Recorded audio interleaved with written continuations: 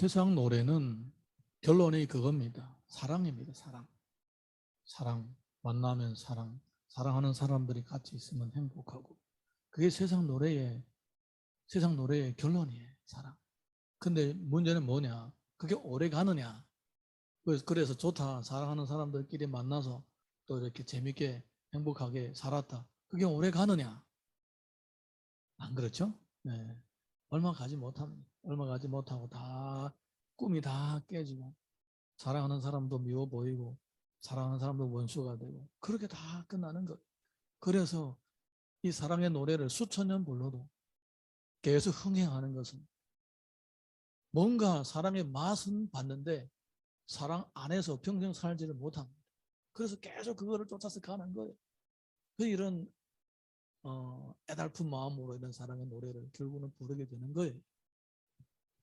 근데 우리 성경을 보게 되면 예수 그리스도를 믿는 성도들이 경건하게 살았던 믿음의 사람들에게는 다른 노래가 있었습니다. 그게 무슨 노래냐? 하나님을 찬양하는 노래였습니다. 할렐루야. 네, 이것은 나와 어떤 사랑하는 어떤 사람과 함께 있을 때 느꼈던 감정을 표현하는 것이 아니라 하나님의 임재하심을 체험하면서 그 임재하심을 체험하면서 느꼈던 감정을 표현하는 노래였다는 겁니다. 이 노래가 하나님께 영광이 되고 이 노래가 또 내 신앙의 고백이 되고 기도가 되는 것이었습니다. 그래서 이 이스라엘 백성들, 경건한 믿음의 백성들은 가장 좋은 노래는 뭐였느냐? 그들의 정말로 그들의 인생을 행복하게 하고 감성을 풍부했던 노래가 뭐냐? 사랑의 노래가 아니에요. 흘러가는 노래가 아니에요. 뭐냐? 찬양이었던 거예요. 찬양. 할렐루야. 그들은 이제 항상 이제 그 예배가 되면 찬송을 부르고 시를 읽고 그리고 찬양을 했던 것입니다. 거기에서 늘 기쁨을 찾고 그 기쁨보다 더 나은 기쁨은 없었던 거예요.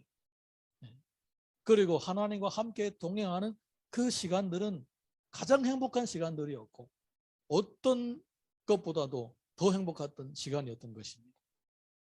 여러분 오늘 이 시편 보게 되면 바로 이와 같은 최고의 행복, 최상의 행복을 누렸던 그 사람들이 모든 것을 잃어버렸을 때에 느꼈던 감정을 표현하는 것이 바로 오늘 본문의 말씀이에요. 자, 우리 1절에서 4절 한번 읽어보겠습니다. 1절에서 4절 우리 다 같이 한 목소리로 읽습니다. 시작. 우리가 바벨론의 여러 강변 거기에 앉아서 시온을 기억하며 울었도다. 그 중에 버드나무에 우리가 우리의 수금을 걸었나니 이는 우리를 사로잡은 자가 거기서 우리에게 노래를 청하며 우리를 황폐하게 한 자가 기쁨을 청하고 자기들을 위하여 시온의 노래 중 하나를 노래하라 함이로다. 우리가 이방 땅에서 어찌 여호와의 노래를 부를까? 이스라엘 백성들이 원래는 예루살렘 성전 중심으로 신앙생활을 했었습니다. 일상생활도 항상 성전 중심이었습니다. 그런데 그들 세대들이 점점 하나님을 멀리함으로써 나중에 이 하나님 주신 이 행복을 잃어버리게 되는 것입니다. 그들이 이제 하나님과 동행하고 하나님을 찬양하며 예배하는 이 기쁨을 더 이상 최고의 기쁨으로 삼지 않고 다른 데에서 기쁨을 찾고 다른 데에서 행복을 찾으려고 쫓아갔을 때 그때부터 하나님의 은혜는 그들의 삶 속에서 하나하나씩 빠져나가기 시작했습니다. 결국은 나중에 나라까지도 잃어버리게 되고 자유까지도 잃어버리게 되고 전부 다 포로로 잡혀가게 되었던 것입니다. 그들이 포로로 잡혀간 다음에 모든 것을 잃고 빈 털터리가 되고 나니까 야 지금 우리 하나님의 자녀 아니야? 우리가 왜 이렇게 됐지? 반성을 하기 시작하는 거예요. 반성. 그때야 정신을 차리는 거예요. 그래서 옛날에 몇십 년 전에 자기들이 살았던 것을 보니까 이 하나님의 은혜 가운데서 살았던 그 시간들이 너무너무나도 행복했던 거예요. 그래서 그리운 거예요. 그리운 거. 이 사람들이 처음에 이제 바벨론에 왔을 때에 포로로 왔으니까 그리고 생소한 곳에 왔으니까 얼마나 힘들었겠습니까?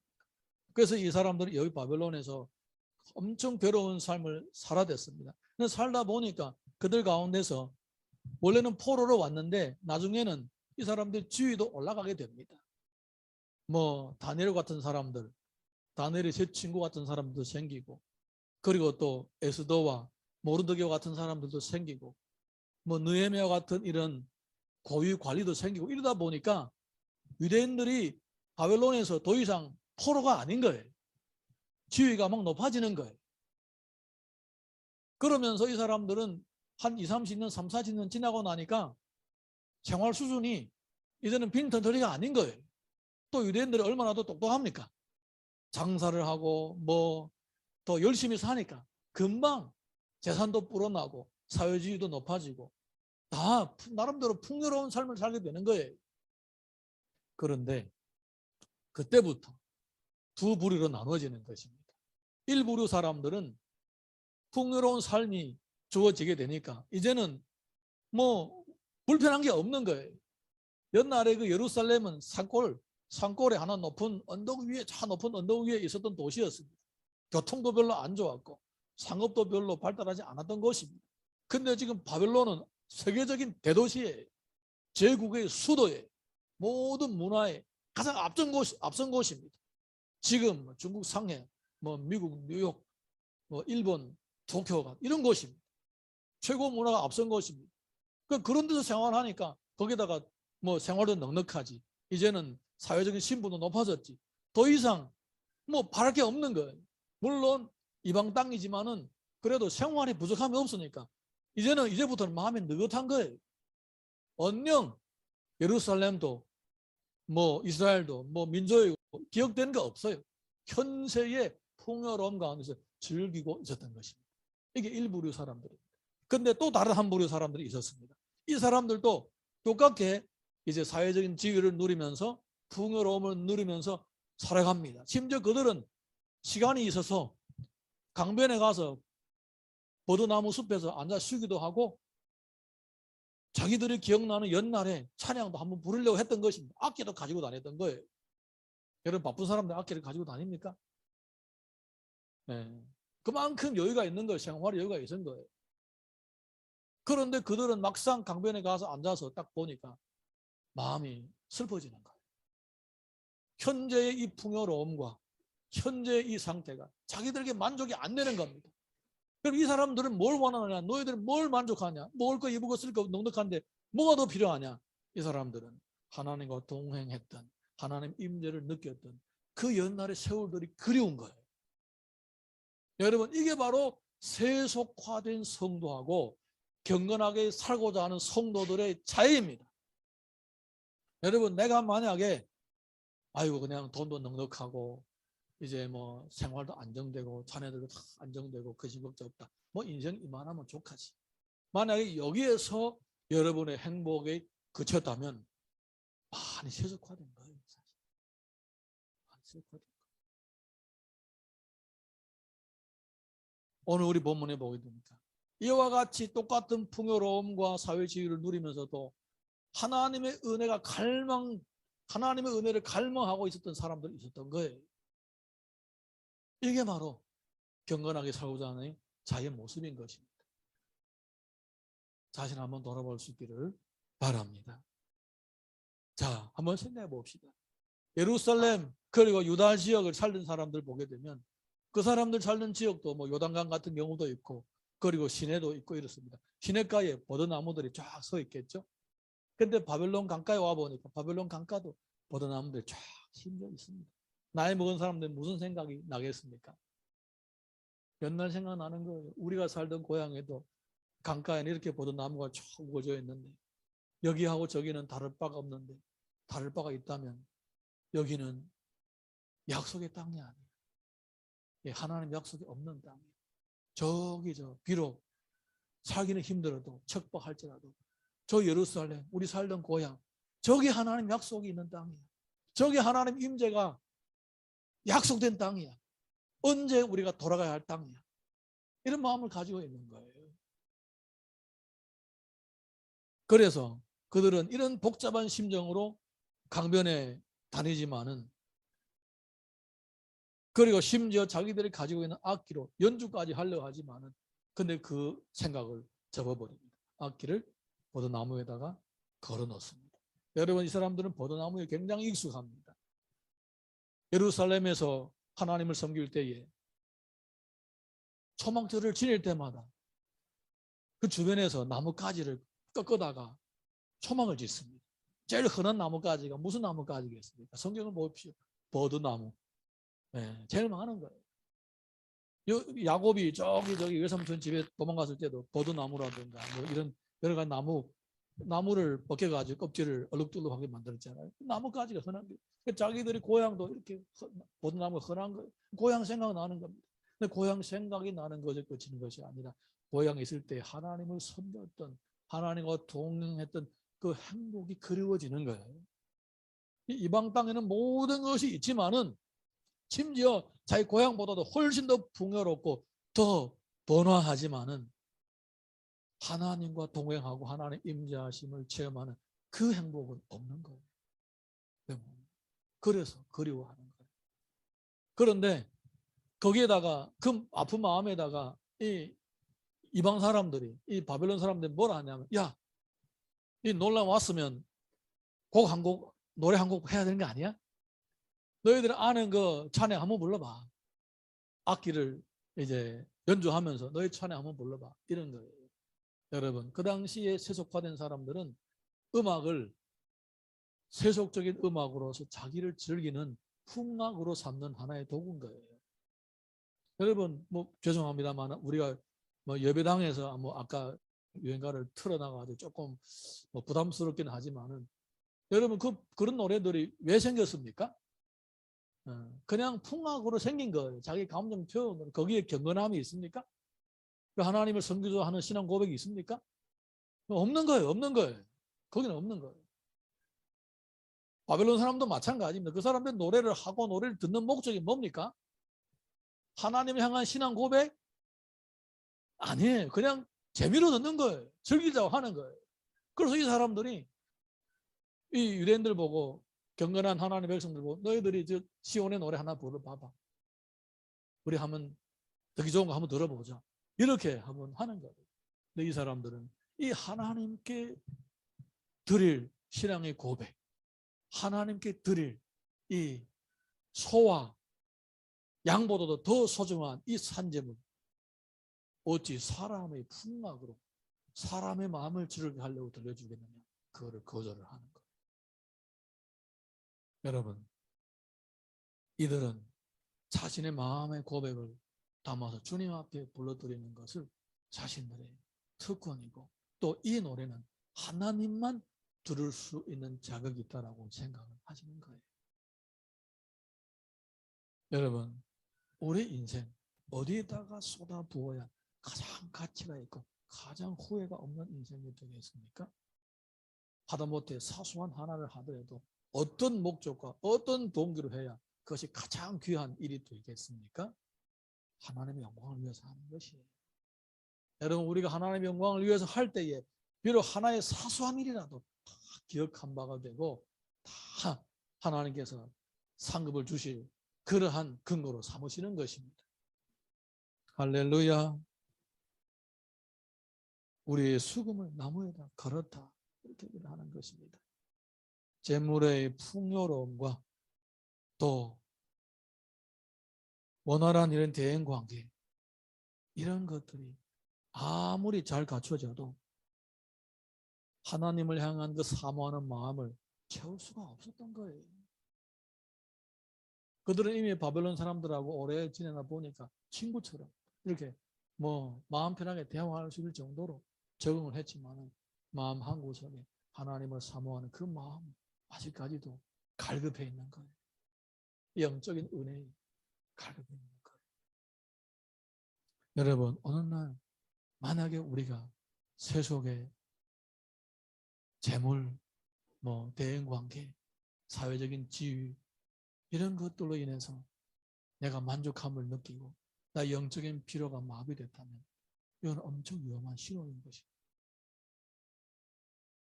이제 코로나가 다 끝내가고 우리의 삶이 정상으로 하나하나 회복이 될 거예요.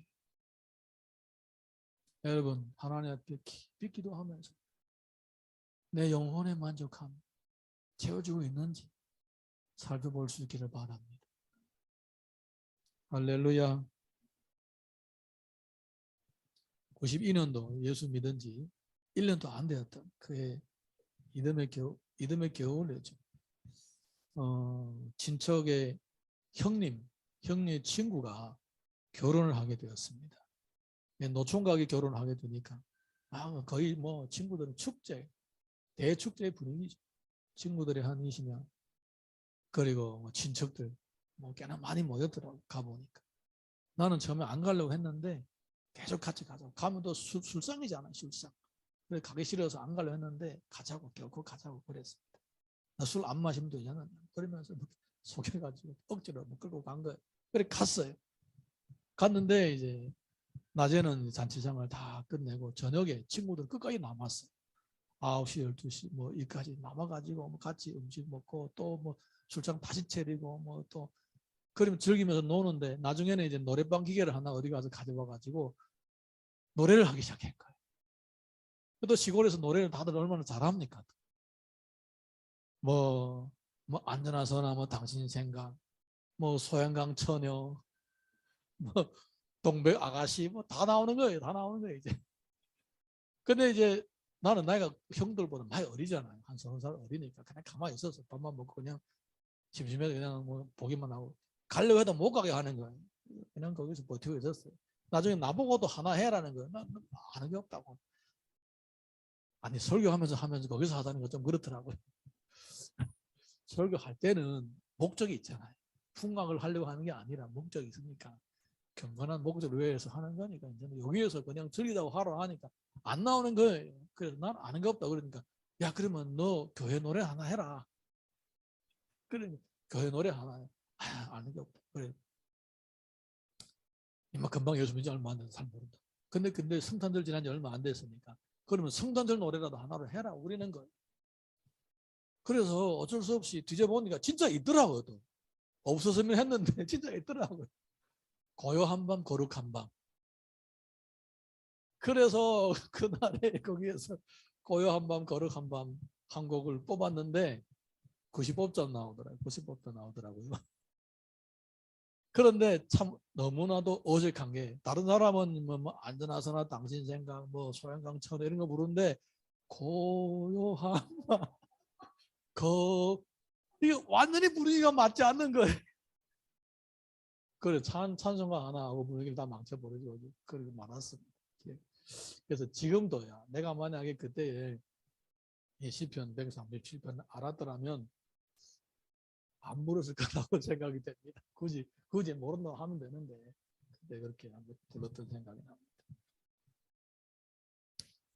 여러분 이스라엘 백성들은 하나님께 드릴 노래를 하나님께만 드리려고 했던 거예요.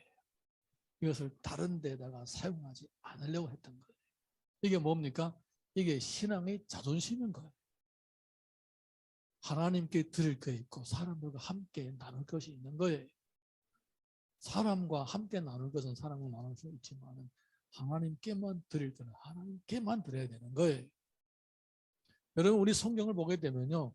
그 다니엘서를 보게 되면 느부갓네살의 아들이 아주 철이 없는 왕이었습니다. 자기 집에서 풍광을 즐기면서 왕궁에서 재미를 보면서 나중에는 이제 저 왕궁에 있는 저 유대인들이 성전에서 쓰던 그 기물들 가져오라. 하나님께 술을 부어드리고 또 뭐 이 감람유라든가 향유를 부어드린 그릇 다 가져와. 그 하나님 제사를 드릴 때 쓰는 그릇을 다 가져와 자기들이 쓴 거예요. 쓰자마자 무슨 일이 생겼습니까? 벽에서 손가락 나와 글씨를 쓰죠. 네, 그래서 저울로 너를 떠보니까 너는 안 되겠다. 너는 아웃이야. 이런 글이 딱 나온 거예요. 어느 순간 하나님께 드려야 될 것들, 하나님만 쓰실 수 있는 물건을 자기들이 갖다가 술 마시고 이렇게 했습니다. 그거 자체가 너는 아웃이야라는 관건적인 단서가 되는 것입니다. 그런 말씀 보면 무엇을 보여주고 있는 것인가? 하나님만 쓰실 것이 있으시고 하나님만 받으실 것이 있는 거예요. 할렐루야. 이게 바로 믿음의 신앙의 자존심이라 이 말입니다. 우리에게 주어진 은사, 시간, 우리들에게 주어진 재물, 내가 쓸 것이 있고 하나님만 쓸 것이 따로 있는 거예요. 이것을 잘 분별해서 사용하게 되면 하나님께서 기쁘시게 받으시는 것이. 할렐루야. 우리 시편 137편 5절에서 6절 우리 이어서 읽어보겠습니다. 시작. 예루살렘아, 내가 너를 잊을진대 내 내 오른손이 오른손이 그의 그의 제주를 제주를 잊을지로다. 잊을지로다. 내가 예루살렘을 기억하지 기억하지 아니하거나 아니하거나 내가 내가 가장 가장 즐거워하는 즐거워하는 것보다 더 것보다 더 즐거워하지 즐거워하지 아니할진대 아니할진대 내 내 혀가 내 혀가 내 입천장에 입천장에 붙을지로다. 붙을지로다. 이 풍광을 즐기고 사람들하고 서로 함께 나누는 데에 이 하나님을 부르는 시온의 노래를 하려고 하니, 하나님을 찬양하는 시온의 노래를 하려고 하니까 도저히 입이 떨어지지 않는 것입니다. 이 하나님께 찬양을 불러드리고 하나님을 경배하며 하나님과 동행했던 그 시간들 잊을 수가 없는 거예요. 너무나도 행복했던 그 과거를 잊을 수가 없는 거예요. 간절히 사모하는 거예요. 간절히 사모하는 거예요. 그래서 뭐라고 합니까? 내가 만약에 그 옛날에 하나님과 동행했던 그 행복한 시절을 잊어버렸다면 내 오른손의 재주가 잊을지로다. 여러분, 이 오른손의 재주가 뭘 의미하는 것입니까? 이스라엘 사람들은 물론 악기를 다루는 재주도 포함되겠지만 이스라엘 사람들은 포로로 잡혀간 후부터는 생존을 위하여 누구든지 생존을 위하여 한 가지 기술씩 다 배웠습니다. 그 관례가 그때부터 지금까지 계속 유지가 되는 거예요. 우리 성경 보게 되면 사도 바울도 마찬가지예요. 라비이면서 자기가 생활할 수 있는 재주 하나를 배우고 있었습니다. 천막을 짓는 것이었지 않습니까? 유대인들은 다 그 하나씩 다 가지고 있는 거예요. 어디 가든지 먹고 살 수는 있는 거예요. 그런데 내가 만약에 하나님을 잊었고 예루살렘을 잊었다면 내 오른손에 재주가 있을지라. 이 말이 무슨 말입니까? 내가 만약에 하나님과 동행했던 그 행복을 잊어버렸다면 더 이상 내 인생에 앞으로 살아갈 의미가 없다라는 것을 얘기하는 거예요. 내 생존할 수 있는 재주가 잊어버렸으면 생존할 수가 있습니까? 네, 생존할 수가 없게 되는 거예요. 그 의미입니다. 네. 더 이상 내가 생존할 의미조차도 없다. 이렇게 고백하는 겁니다. 그러니까 우리는 이 시편의 고백을 통해서 뭘 알 수 있느냐? 이 사람들은 이 삶의 의미가 하나님의 은혜를 기억하면서 찬양하면서 주님과 동행하는 데 있다라고 확신하고 있고 그렇게 살았던 거예요. 할렐루야. 네, 이게 바로 경건하게 살고자 하는 사람들의 진정한 모습이었습니다. 그리고 뭐라고 하느냐? 예루살렘을 기억하지 아니하거나 가장 즐거워하는 것보다 더 즐거워하지 아니할진대 내 혀가 입천장에 붙을지로다. 입천장에 붙었다는 것은 무슨 의미냐면 죽기 직전의 상태를 의미하는 거예요. 사람이 목이 말라서 이 혀가 입천장에 붙었다고 그렇게 얘기를 합니다. 성경을 보게 되면 혀가 입천장에 붙었다는 것은 죽기 직전의 얘기입니다. 이 얘기 무슨 말? 내가 만약에 하나님과 동행하는 그 삶을 가장 행복한 삶으로 받아들이지 않고 다른 것을 쫓아갔다면 그냥 혀를 깨물고 죽는 것보다 못하다. 그 얘기예요. 네, 지금 말로 해석을 한다면 그냥 내가 하나님의 은혜를 잊어버리고 하나님과 동행하는 것을 최고의 행복으로 삼지 않는다면 혀를 꽉 깨물고 죽는 것보다 못하다. 그 말인 거예요. 그 정도로 이 137편에는 주님과 동행하는 삶에 대한 갈망이 있는 거예요. 은혜에 대하여 사모하는 마음이 있는 거예요. 그 은혜에 대한 사모하는 마음이 사무칠 정도로 그렇게 갈망했던 모습을 볼 수가 있습니다. 이렇게 차라리 죽는 것보다 못하다. 이렇게 맹세할 정도로 얘기를 하는 것입니다. 그만큼 이 사람들은 이 고된 이 노예 생활을 하면서 우리의 진정한 만족은 재물에 있지도 않고 사회적인 지위에도 있지도 않고 사람들로부터 인정받고 존경받는 데도 있지 않고 우리의 진정한 행복은 하나님과 동행하는 데 있다라는 것을 이제 뼈저리게 느껴진 것입니다.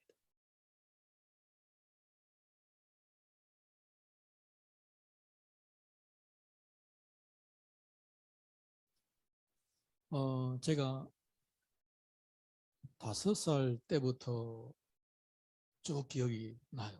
5살 전에는 기억이 안 나는데 5살 이후의 일들부터 다 기억이 납니다. 근데 5살 이후부터 제일 저를 힘들게 했던 일이 뭐냐? 형한테 얻어맞는 것이었어요. 제가 5살 때부터 17살까지 거의 이틀이 멀다시피 계속 형한테 얻어맞았어요. 왜 저를 때린지는 모르겠어요. 한 5살 때부터 한 9살까지는 그냥 때리면 맞고 울고 그랬는데 한 9살 때부터는 왜 때리냐고 따졌습니다. 따지면 야, 이 조그만 게 되더냐고 또 때리고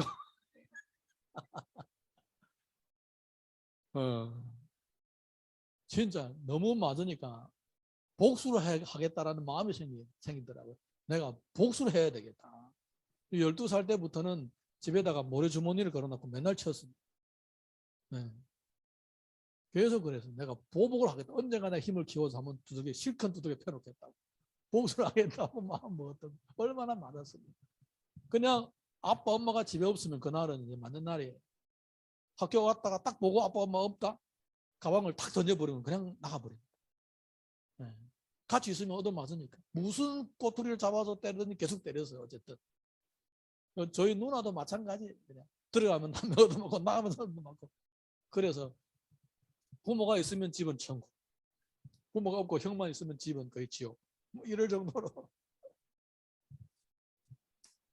근데 17살 나던 그 해에 어느 날 밤에 둘만 있었을 때에 사소한 일 때문에 다투기 시작해서 싸움이 붙었어요.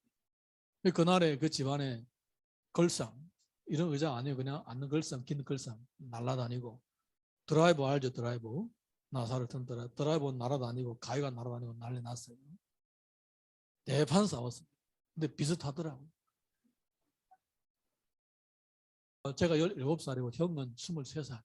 저보다 6살 더 많아요. 어릴 때 6살이면 하늘과 땅 차이인데 17살 되니까 비슷비슷하더라고요. 그거부터는 다시는 형이 저한테 손을 대지 않더라고요.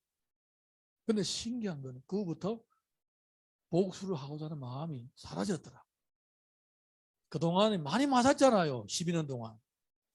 그런데 한 번 싸우고 나도 이제 이길 수가 있다라는 그런 생각이 드니까, 확신이 드니까 복수하고자 하는 마음이 없어지더라니까요.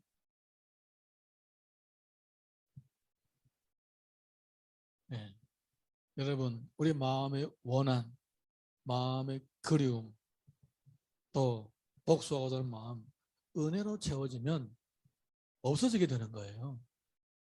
네. 내가 그걸 없애려고 아무리 노력해도 모래주머니를 치고 종이를 벽에다 붙여놓고 치고 해도 안 없어집니다. 그런데 내가 성장하니까, 내가 어른 되니까 없어져요. 지금도 마찬가지예요. 웃으면서 얘기할 수 있는 거는 이미 다 해결된 거예요. 네. 여러분, 이스라엘 사람들이 이방 땅에서 살면서 제일 마음이 힘들었던 것이 무엇이냐? 2가지였어요. 2가지. 자, 우리 시편 오늘 말씀 7절에서 9절 읽어보겠습니다. 7절에서 9절. 시작. 여호와여, 예루살렘이 멸망하던 날을 기억하시고 에돔 자손을 치소서. 그들의 말이 헐어버리라. 그 기초까지 헐어버리라 하였나이다. 멸망할 딸 바벨론아, 내가 우리에게 행한 대로 내게 갚는 자가 복이 있으리로다. 내 어린 것들을 바위에 메어치는 자는 복이 있으리로다. 아멘. 여러분, 우리가 이 말씀을 읽으면서 무슨 생각이 듭니까? 야, 하나님 믿는 사람들이 이렇게 저주를 해도 되느냐? 이렇게 그냥 판단할 수도 있지만은, 그렇지만 우리 이 말씀을 잘 봐야 됩니다. 지금 이 사람들은 아직까지 노예 생활에서 완벽하게 해방된 것이 아닙니다. 사회적인 지위도 있고 나름대로 재물의 풍요로움도 누리면서 마음 여유도 있고 여행 다니고 여가 생활할 수 있는 여유도 있지만은 그들이 완벽하게 자유를 얻은 것이 아니고 하나님을 섬길 수 있는 자유까지 얻은 게 아닙니다. 그러니까 이들의 마음에 이 원한 상처가 해결이 안 되는 거예요. 해결이 안 되는 거예요. 이들의 마음의 원한과 상처가 언제 해결이 되느냐? 예루살렘에 돌아가서 예배가 회복될 때에, 그때 다 해결되는 거예요. 할렐루야. 전에 말씀을 준비하면서 한일 간의 이 원한을 한번 생각해봤습니다. 한국하고 일본 사이의 원한. 한국 사람이 일본 사람을 향한 원한이 있잖아요. 그 축구를 차도 다른 나라에 줘도 괜찮아요. 일본한테 지면 안 됩니다. 그래서 이를 악물고 싸우는 거예요. 축구에서 지면 안 되는 거예요.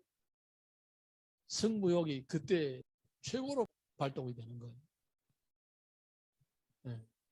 그러면 이 한일 관계가 언제 풀리느냐? 성경의 원리대로 하면 한국이 일본보다 잘 살게 되면 원한이 풀리게 됩니다. 일본에게 보복을 안 해도 돼요. 다 36년 동안에 원한이 다 풀리게 되는 거예요. 우리 마음에 많은 이 어려움 때문에 생기는 상처와 원한이 언제 해결이 되느냐? 하나님의 은혜가 충분하게 내게 채워지고 믿음으로 성장하게 되면 성장한 것만큼 용서가 되고, 성장한 것만큼 마음의 상처도 치유가 되고, 성장하는 만큼 내 마음도 다 회복이 되는 것입니다. 할렐루야. 그래서 이 사람들이 지금도 많은 물질의 풍요로움도 누리고 그 사람들하고 웃으면서 서로 대화를 해도 마음의 원한이 해결되지 않는 것은 아직까지 예배가 회복되지 않았기 때문에 그런 거예요. 나중엔 다 해결이 되는 거예요. 시편 34편 18절 우리 같이 읽어보겠습니다. 시작. 여호와는 마음이 상한 자를 가까이 하고 충심으로 통회하는 자를 구원하시는도다. 하나님은 은혜를 사모하는 자에게 은혜를 주십니다. 이 은혜가 주어지게 되면 이 갈급한 심령이 만족함을 얻게 되고, 또한 괴로움으로 인해서 생겼던 모든 원한도 다 풀리게 되는 것입니다. 이사야서 61장 1절에서 3절 우리 읽어보겠습니다. 시작. 주 여호와의 영이 내게 내리셨으니 이는 여호와께서 내게 기름을 부으사 가난한 자에게 아름다운 소식을 전하게 하려 하심이라. 나를 보내사 마음이 상한 자를 고치며 포로된 자에게 자유를, 갇힌 자에게 노임을 선포하며 여호와의 은혜의 해와 우리 하나님의 보복의 날을 선포하여 모든 슬픈 자를 위로하되 무릇 시온에서 슬퍼하는 자에게 화관을 주어 그 죄를 대신하며 기쁨의 기름으로 그 슬픔을 대신하며 찬송의 옷으로 그 근심을 대신하시고 그들이 의의 나무 곧 여호와께서 심으신 그 영광을 나타낼 자라 일컬음을 받게 하려 하심이라. 이렇게 여호와께서는 상한 심령을 위로하시고 은혜를 사모하는 자에게 회복의 은혜를 주십니다. 마태복음 5장 4절과 6절 같이 읽어봅니다. 시작. 애통하는 자는 복이 있나니 그들이 위로를 받을 것이며 의에 줄이고 목마른 자는 복이 있나니 그들이 배부를 것이며. 아멘. 만약에 아직까지도 신령한 은혜를 사모하고 예배를 사모하는 마음이 남아있다면 이것은 여러분이 지금까지 쌓은 부정적인 감정들 다 해결할 수 있는 기회가 주어졌고, 아직까지 내 삶의 앞날에 계산할 수 없는 놀라운 주님의 은혜가 예비되고 있다는 증거임을 믿으시기 바랍니다. 하나님은 은혜를 사모하는 자에게 단순하게 그 은혜만 주시는 것이 아니라 다른 것들도 다 함께 따라서 채워주시는 것입니다. 이렇게 코로나가 사라지고 정상적인 생활이 회복되면서 이것으로 끝나는 것이 아니라 믿음의 회복까지도, 신앙의 회복까지도 일어나서 은혜를 사모하던 그 간절한 심령이 단비를 만나는 것처럼 흡족한 은혜를 누릴 수 있기를 주님 이름으로 축복합니다.